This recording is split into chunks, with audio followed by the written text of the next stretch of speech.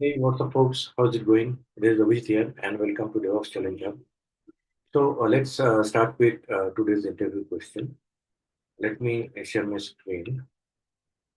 So, today we have few miscellaneous questions on EC2 security and monitoring. Okay, so let's start with this.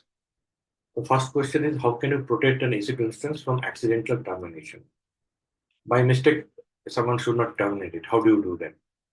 So, when you are launching it, there is some option through which you can stop the accidental termination. Termination.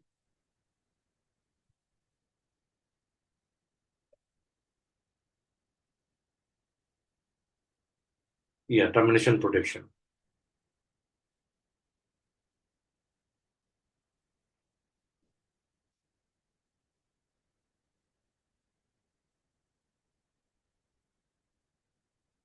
Because my laptop is behaving a little weirdly.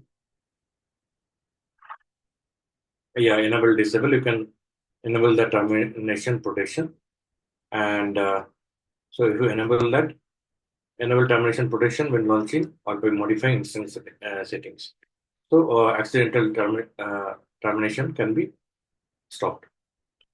How can you enable detailed monitoring on EC2 instance? So when you launch instance, during launch or later by selecting instance action, monitor and troubleshoot, enable detailed monitoring. So you can enable detailed monitoring and there will be some charges applicable. What is the difference between elastic IP and public IP? Both are public IP, but elastic IP is basically static public IP. It won't change, persist across stop and start. Public IP is a dynamic one where this IP address will change. If you stop and start again after some time, then this IP address will change. But static IP is static public IP is elastic IP, and but it has some charges associated with it. What is IMDS? What is IMDS?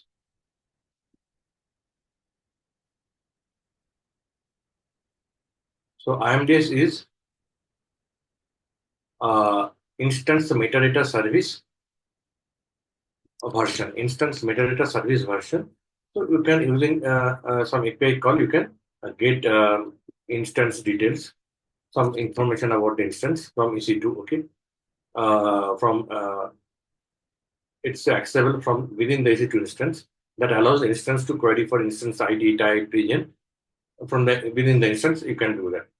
Suppose like I can get into the instance S3 minus I, and then PM and Ubuntu at IP address or a DNS name. So once I'm inside the instance, I can run some program application, but that program application may want to get the details of AMI ID, instance ID, region type, I'm a role credentials, temporary security group info, networking, all these user data startup script.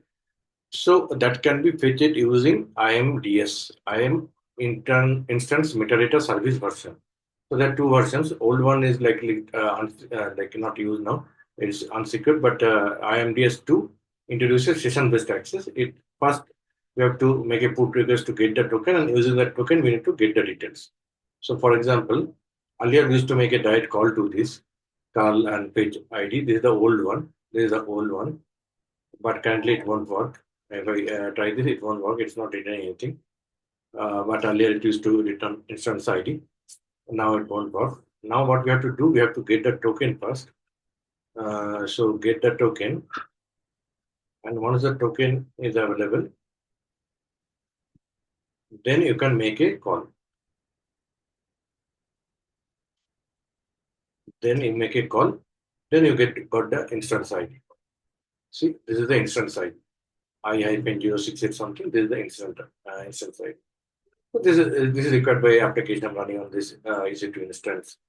It may need instance ID, AMI type, location, region, etc. So let's go to today's quiz. What does IMD stands for in AWS EC2 context? It stands for Instance Metadata Service. IMDS Instance Metadata service, IMDS. What is the main use of AWS EC2 instance metadata service? Storing application log, no. Providing instance specific data to application, yes.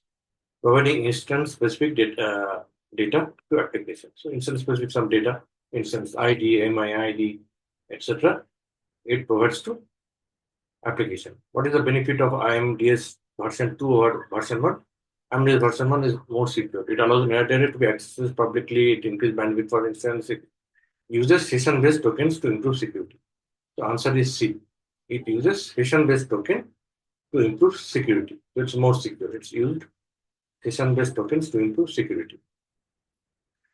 So that's it for today. Hope you like this video. Please like, share, and subscribe to my YouTube channel. And also follow Devops Challenge Hub on LinkedIn. I organize quiz contest. You can participate in the contest. I organize daily. And you can also follow WhatsApp channel, Devops Challenge Hub. Thank you for watching this video. See you again in the next video.